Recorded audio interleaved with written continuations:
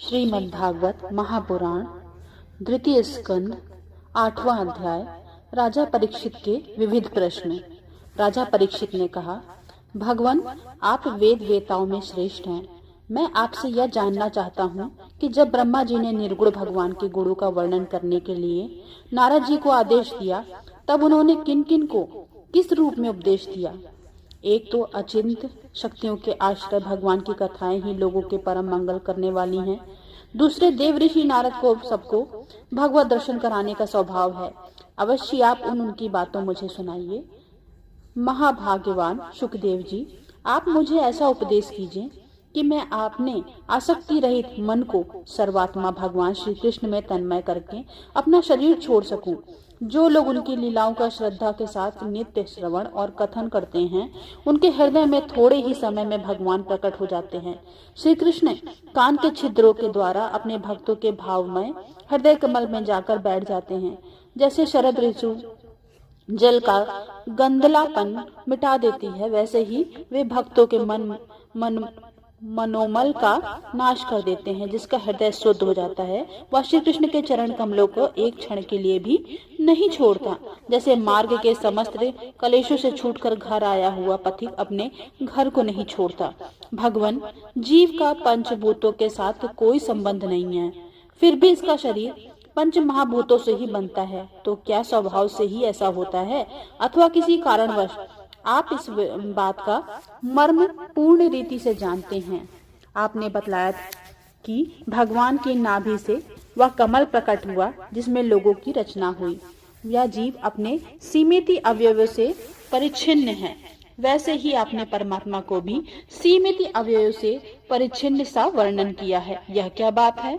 जिनकी कृपा से सर्वभूत में ब्रह्मा जी प्राणियों की सृष्टि करते हैं, उनके नाभि कमल से पैदा होने पर भी जिनकी कृपा से ही उनका रूप का दर्शन कर सके हैं, वे संसार की स्थिति, उत्पत्ति और प्रलय के हेतु सर्वांत अंतर्यामी और माया के स्वामी परम पुरुष परमात्मा आपकी माया का त्याग करके किससे किस रूप से शयन करते हैं। पहले आपने बतलाया था कि विराट पुरुष के अंगों से लोक और लोकपालों की रचना हुई, और फिर यह भी बतलाया कि लोक और लोकपालों के रूप से उसके अंगों की कल्पना हुई। इन दोनों बातों का तात्पर्य क्या है? महाकल्प और उनके अंतर्गत अवान्तर कल्प कितने हैं? भूत, भविष्य और वर्तमान काल का अनुमान किस प्रकार किया जाता है? क्या स्थूल देह अभिमानी जीवों की आयु में बंधी हुई है ब्राह्मण श्रेष्ठ? काल का सूक्ष्म गति, त्रुटि आदि और स्थूल गति, वर्ष आदि किस प्रकार से जानी जाती है? विविध कर्मों से जीवों की कितनी और कैसी गतियां होती हैं? देव, मनुष्य आदि योनियों सत्व, रज, तम, इन तीनों गुणों का फलस्वरूप ही प्राप्त होती है। उनको चाहने वाले जीवों में कौन कौन किस योनि को प्राप्त करने के लिए किस किस प्रकार से कौन कौन कर्म स्वीकार करते हैं? पृथ्वी, पाताल, दिशा, आकाश, ग्रह, नक्षत्र, पर्वत, नदी, समुद्र, द्वीप और उनमें रहने वाले जीवों की उत्पत्ति कैसे होती है? ब्रह्मांड का परिमाण भीतर और बाहर दोनों प्रकार से बतलाइए। साथ ही महापुरुषों के चरित्र, वर्णाश्रम के भेद और उनके धर्म का निरूपण कीजिए। युगों के भेद, उनके परिमाण और उनके अलग अलग धर्म तथा भगवान के विभिन्न अवतारों का परम आश्चर्यमय चरित्र भी बतलाइए। मनुष्यों के साधारण और विशेष धर्म कौन कौन से हैं? विभिन्न व्यवसाय वाले लोगों के, राज ऋषियों में और विपत्ति में पड़े हुए लोगों का धर्म का भी उपदेश कीजिए। तत्वों की संख्या कितनी है? उनके स्वरूप और लक्षण क्या है? भगवान की आराधना की और अध्यात्म योग की विधि क्या है? योगेश्वरों को क्या क्या ऐश्वर्य प्राप्त होते हैं तथा अंत में उन्हें कौन सी गति मिलती है? योगियों का लिंग शरीर किस प्रकार भंग होता है? वेद, उपवेद, धर्मशास्त्र, इतिहास और पुराणों का स्वरूप एवं तात्पर्य क्या है? समस्त प्राणियों की उत्पत्ति, स्थिति और प्रलय कैसे होती है? बावली, कुआं खुदवाना आदि समार, यज्ञ, यागादि, वेद, वैदिक एवं काम कर्मों की तथा अर्थ, धर्म, काम के साधनों की विधि क्या है? प्रलय के समय जो जीव प्रकृति में लीन रहते हैं, उनकी उत्पत्ति कैसे होती है? पाखंड की उत्पत्ति कैसे होती है? आत्मा के बंध मोक्ष का स्वरूप क्या है और वह अपने स्वरूप में किस प्रकार स्थित होता है? भगवान तो परम स्वतंत्र हैं, वे अपनी माया से किस प्रकार क्रीड़ा करते हैं और उसे छोड़कर साक्षी के समान उदासीन कैसे हो जाते हैं? भगवान, मैं यह सब आपसे पूछ रहा हूँ, मैं आपकी शरण में हूँ। महामुनि, आप कृपा करके क्रमशः इनका तात्विक निरूपण कीजिए। इस विषय में आप स्वयं भूमि ब्रह्मा के समान परम प्रमाण है। दूसरे लोग तो अपनी पूर्व परंपरा से ही सुनी सुनाई बातों का अनुष्ठान करते हैं। ब्राह्मण, आप मेरी भूख प्यास की चिंता ना करें। मेरे प्राण कुपित ब्राह्मण के श्राप से अतिरिक्त और किस कारण से निकल नहीं सकते, क्योंकि मैं आपके मुखारबिंद से निकलने वाली भगवान की अमृतमय लीला का कथा का पान कर रहा हूँ। सूत जी, शौनक आदि ऋषियों, जब राजा परीक्षित के संतों की सभा का भगवान की लीला कथा सुनने के लिए इस प्रकार प्रार्थना की तो श्री सुखदेव जी को बड़ी प्रसन्नता हुई। उन्हें वही वेद तुल्य श्रीमद् भागवत महापुराण सुनाया जो ब्रह्मा कल्प के आरंभ में स्वयं भगवान ने ब्रह्मा जी को सुनाया था। पांडुवंश शिरोमणि परीक्षित उनसे जो जो प्रश्न किए वे सब उनका उत्तर क्रमशः देने लगे। इता 8वां अध्याय समाप्त। 9वां अध्याय ब्रह्मा जी का भागवत में दर्शन और भगवान के द्वारा उन्हें चतुश्लोकी भागवत का उपदेश। श्री सुखदेव जी ने कहा, परीक्षित, जैसे स्वप्न में देखे जाने वाले पदार्थों के साथ उसे देखने वाले का कोई संबंध नहीं होता, वैसी ही देह आदि से अतीत अनुभव स्वरूप आत्मा का माया के बिना दृश्य पदार्थों के साथ कोई संबंध नहीं हो सकता। विविध रूप वाली माया के कारण वह विभिन्न रूप वाला प्रतीत होता है और जब उसके गुणों में रम जाता है तब यह मैं हूँ या मेरा है इस प्रकार मानने लगता है। किंतु जब यह गुणों को क्षुब्ध करने वाला काल और मोह उत्पन्न करने वाली माया, इन दोनों से परे अपने अनंत स्वरूप में मोह रहित होकर रमण करने लगता है, आत्माराम हो जाता है, तब यह मैं तेरा भाव का छोड़कर पूर्ण उदासीन गुणातीत हो जाता है। ब्रह्मा जी की निष्कपट तपस्या से प्रसन्न होकर भगवान ने उन्हें अपने रूप का दर्शन कराया और आत्म तत्व के ज्ञान के लिए उन्हें परम सत्य परमार्थ वस्तु का उपदेश किया।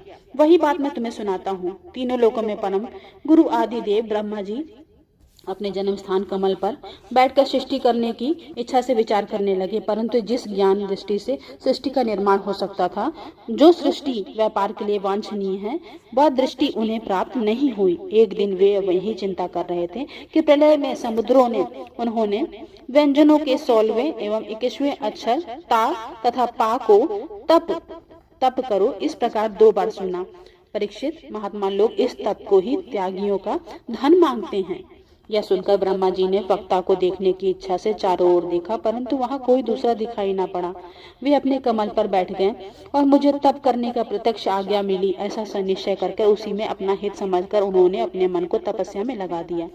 ब्रह्मा जी के तपस्वियों में सबसे बड़े तपस्वी हैं, उनका ज्ञान अमोघ है। उन्होंने उस समय 1 सहस्त्र दिव्य वर्ष पर्यंत एकाग्र चित्त से अपने प्राण, मन, कर्मेंद्रिय और ज्ञानेंद्रियों को वश में करके ऐसी तपस्या की जिससे वे समस्त लोकों को प्रकाशित करने में समर्थ हो सके। उनकी तपस्या में प्रसन्न होकर भगवान ने उन्हें अपना लोक दिखाया जो सबसे श्रेष्ठ है और जिससे परे कोई दूसरा लोक नहीं है। उस लोक में किसी भी प्रकार का क्लेश, मोह और भय नहीं है। जिसे कभी एक बार भी उसके दर्शन का सौभाग्य प्राप्त हुआ, वे देवता बार बार उसकी स्तुति करते रहते हैं। वहाँ रजोगुण, तमोगुण और इनसे मिला हुआ सत्वगुण भी नहीं है। वहाँ न काल की दाल गलती और न माया ही कदम रख सकती है। फिर माया के बाल बच्चे तो क्या जा ही कैसे सकते हैं। वहाँ भगवान के पार्षद निवास करते हैं। उनका पूजन देवता और दैत्य दोनों ही करते हैं। उनका उज्ज्वल आभा से युक्त श्याम शरीर सत्य दल कमल के समान कोमल नेत्र और पीले रंग के वस्त्र से शोभायमान है। अंग अंग से राशि राशि सौंदर्य बिखरता रहता है। वे कोमलता की मूर्ति हैं। सभी के 4 भुजाएं हैं तो स्वयं तो अत्यंत तेजस्वी हैं।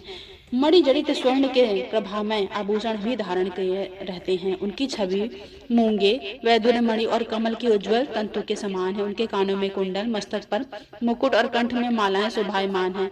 जिस प्रकार आकाश बिजली सहित बादलों से शोभायमान होता है, वैसे ही वह लोग मनोहर कामिनियों की कांति से युक्त महात्माओं के दिव्य तेजोमय विमानों से स्थान स्थान पर सुशोभित होता रहता है।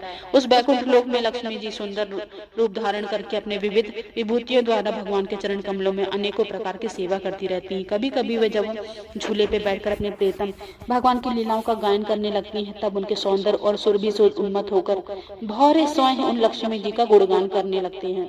ब्रह्मा जी ने देखा कि उस दिव्य लोक में समस्त भक्तों के रक्षक लक्ष्मीपति, यज्ञपति एवं विश्वपति भगवान विराजमान है। सुनंद, नंद, प्रबल और अहन आदि मुख्य पार्षदगण उन प्रभु की सेवा कर रहे हैं। उनका मुख कमल प्रसाद मधुर मुस्कान से युक्त है।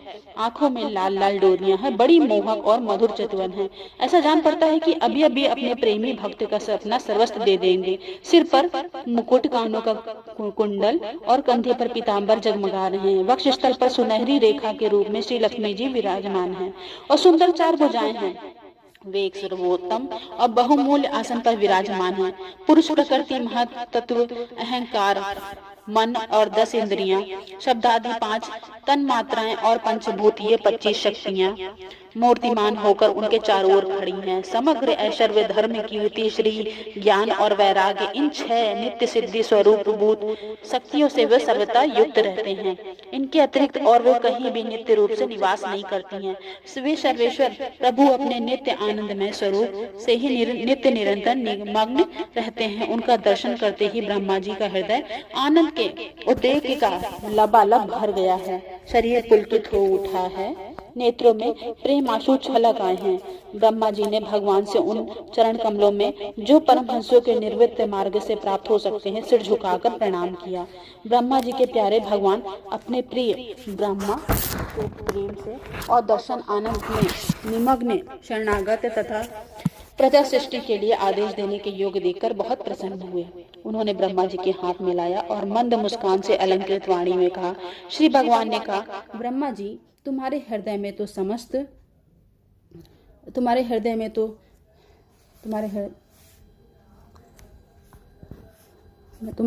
समस्त वेदों का ज्ञान विद्यमान है। तुमने सृष्टि रचना की इच्छा से चिरकाल तक तपस्या करके मुझे भली भांति संतुष्ट कर दिया है। मन में कपट रखकर योग साधन करने वाले मुझे कभी प्रसन्न नहीं कर सकते। तुम्हारा कल्याण हो, तुम्हारी जो अभिलाषा हो वही वर मुझसे मांग लो, क्योंकि मैं मुंह मांगी वस्तु देने में समर्थ हूँ। ब्रह्मा जी जीव के समस्त कल्याणकारी साधकों का विश्राम परिवासान मेरे दर्शन में ही है।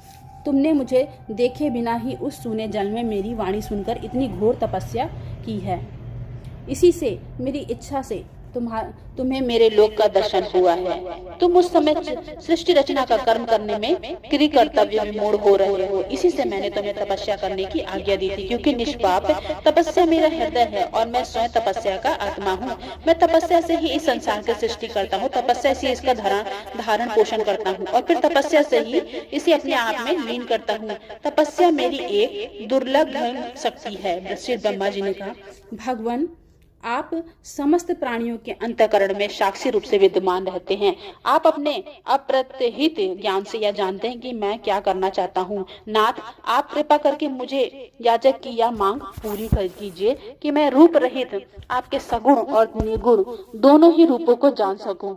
आप माया के स्वामी हैं, आपका संकल्प कभी व्यर्थ नहीं होता। जैसे मकड़ी अपने मुंह से जाला निकालकर उसमें क्रीड़ा करती है, फिर उसे अपने में ही लीन कर लेती, वैसे ही आप अपनी माया का आश्रय लेकर इस विविध शक्ति संपन्न जगत की उत्पत्ति, पालन और संहार करने के लिए अपने आप को अपने अनेक रूपों में बना लेते हैं और क्रीड़ा करने लगते हैं। इस प्रकार आप कैसे करते हैं, इस मर्मक को मैं जान सकूं, ऐसा ज्ञान आप मुझे दीजिए।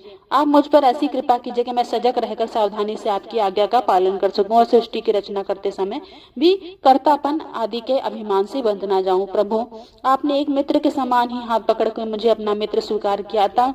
जब मैं आपकी इस सेवा सृष्टि रचना में लगूं और सावधानी से पूर्ण सृष्टि गुण के कर्मानुसार जीवों का विभाजन करने लगूं, तब कहीं आपने अपने को जन्म के कर्म से स्वतंत्र मानकर इस प्रबल अभिमान में न कर बैठूं। श्री भगवान जी ने कहा, अनुभव, प्रेमा, भक्ति और साधनों से युक्त अत्यंत गोपनीय अपने स्वरूप का ज्ञान मैं तुम्हें कहता हूँ, तुम उसे ग्रहण करो। मेरा जितना विस्तार है, मेरा जो लक्षण है, मेरे जितने और जैसे रूप, गुण और लीलाएं हैं, मेरी कृपा से तुम उनका तत्व ठीक ठीक वैसा ही अनुभव करो। सृष्टि के पूर्व केवल मैं था, मेरे अतिरिक्त न स्थूल था, न सूक्ष्म और न ही दोनों का कारण अज्ञान।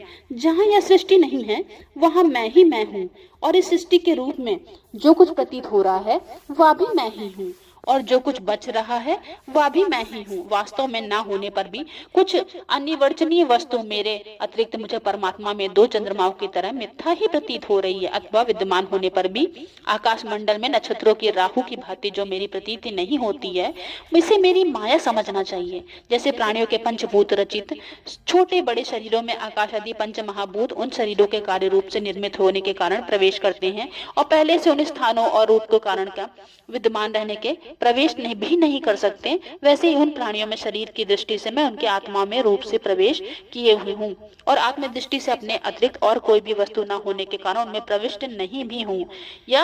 यह ब्रह्म नहीं है, यह ब्रह्म नहीं, इस प्रकार निषेध की पद्धति से और यह ब्रह्म है, यह ब्रह्म है, इस अन्वय पद्धति से यही सिद्ध होता है कि सर्वातीत एवं सर्वस्वरूप भगवान ही सर्वदा और सर्वत्र स्थित है। वही वास्तविक तत्व हैं। जो आत्मा तथा परमात्मा को तत्व जानना चाहते हैं उन्हें केवल इतना ही जानने की आवश्यकता है, ब्रह्मा जी तुम अविचल समाधि के द्वारा मेरे इन सिद्धांत को पूर्ण निष्ठा कर लो। इससे तुम्हें कल्प कल्प में विभिन्न प्रकार की सृष्टि रचना करते रहने पर भी कभी कभी मोह नहीं होगा। श्री सुखदेव जी कहते हैं, लोक पितामह ब्रह्मा जी इस प्रकार उपदेश देकर अजन्मा भगवान ने उनके देखते ही देखते अपने उस रूप को छिपा लिया। जब सर्वभूत स्वरूप ब्रह्मा जी ने देखा कि भगवान ने अपने इंद्रिय गोचर स्वरूप अपने नेत्रों के सामने से हटा लिया, तब उन्होंने अंजलि बांधकर उन्हें प्रणाम किया और पहले कल्प में जैसी सृष्टि थी उसी रूप में इस विश्व की रचना की। एक बार धर्मपति प्रजापति ब्रह्मा जी ने सारी जनता का कल्याण हो आपने इस स्वार्थ से पूर्ति के लिए विधि पूर्वक यम नियमों को धारण किया। उस समय उनके पुत्रों में सबसे अधिक प्रिय परम भक्त देव ऋषि नारद ने मायापति भगवान की माया का तत्व जानने की इच्छा से बड़े संयम, विनय और सौम्यता के अनुगत होकर उनकी सेवा की और उन्होंने सेवा से ब्रह्मा जी को बहुत ही संतुष्ट कर दिया। परीक्षित, जब देव ऋषि नारद ने देखा कि मेरे लोक पितामह पिताजी मुझ पर प्रसन्न है, तब उन्होंने उनसे यही प्रश्न किया जो तुम मुझसे कर रहे हो। उनके प्रश्न से ब्रह्मा जी भी बहुत प्रसन्न हुए। फिर उन्होंने यह 10 लक्षण वाला भागवत पुराण अपने पुत्र नारद को सुनाया, जिसका स्वयं भगवान ने उन्हें उपदेश दिया था। परीक्षित, जिस समय मेरे परम तेजस्वी पिता सरस्वती के तट पर बैठकर परमात्मा का ध्यान में मग्न थे, उस समय देव ऋषि नारद जी ने वही भागवत उन्हें सुनाया।